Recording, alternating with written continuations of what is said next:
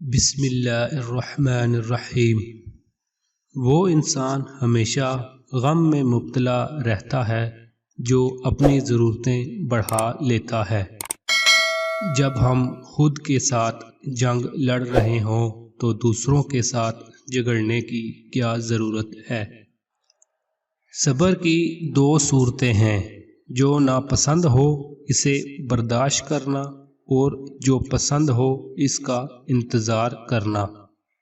چھپی ہوئی آگ کی طرح ہے، اگر تم اپنے الفاظ اس آگ میں ڈالو گے تو تمہارے لیے اسے سنبھالنا مشکل ہو جائے گا۔ جیسا سوچو گے ویسے بنو گے، تمہارے خیالات ہی تمہاری تقدیر ہیں۔ جتنا آپ اپنے ماضی سے ہیں اتنا ہی آگے بڑھنے میں آسانی ہوتی ہے۔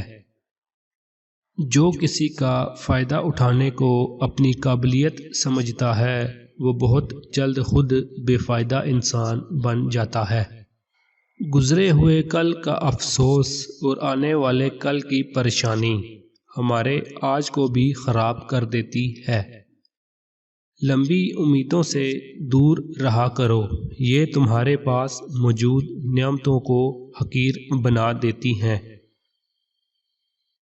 7 قسم کے اعمال جن سے مرد گناہگار ہوتا ہے۔ تکبر کرنے والا، اپنے خاندان والوں کو ذلیل کرنے والا، دکھاوا کرنے والا، ماں باپ کا نافرمان، دکھاوا زیادہ کرے گا اور حاسد ہوگا، پیسے پر ناز کرنے والا اور بیوی پر ظلم کرنے والا۔